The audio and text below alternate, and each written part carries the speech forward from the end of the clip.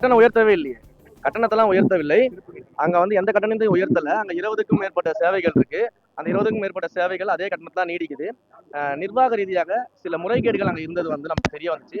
அதற்காக இப்படி ஒரு கட்டண உயர்வை ஏற்கனவே வந்து அதிகாரிகள் பரிசீலித்து வச்சு அதற்கான பொதுமக்களுடைய கருத்து கேட்பு புரியுதுங்களா? பொதுமக்களிடையே வந்து கருத்து கேட்கக்கூடிய அந்த கருத்தை தான் கேட்டுருக்காங்களே தவிர்த்து விலையெல்லாம் உயர்த்தல. நிறைய இடங்கள்ல வந்து விலை உயர்த்தப்பட்டுச்சுன்ற தவறான தகவல் பரப்பப்பட்டிருக்கு. பொதுமக்கள்கிட்ட கருத்து தான் கேட்டுக்கிறாங்க. பொதுமக்கள் கருத்துல வந்து இந்த உயர்த்த வேண்டாம்னு சொன்னாங்கன்னா நாங்க உயர்த்த போறது கிடையாது. பொதுமக்களுடைய கருத்தை தாண்டி இந்த அரசாங்கம் எந்த விதமான முடிவையும் எடுக்காது. பொதுமக்கள் என்ன சொல்றாங்களோ அதன்படிதான் இந்த அரசாங்கம் நடக்கும். கட்டணம் உயர்த்தவே இல்லையே. கட்டணத்தெல்லாம் உயர்த்தவில்லை.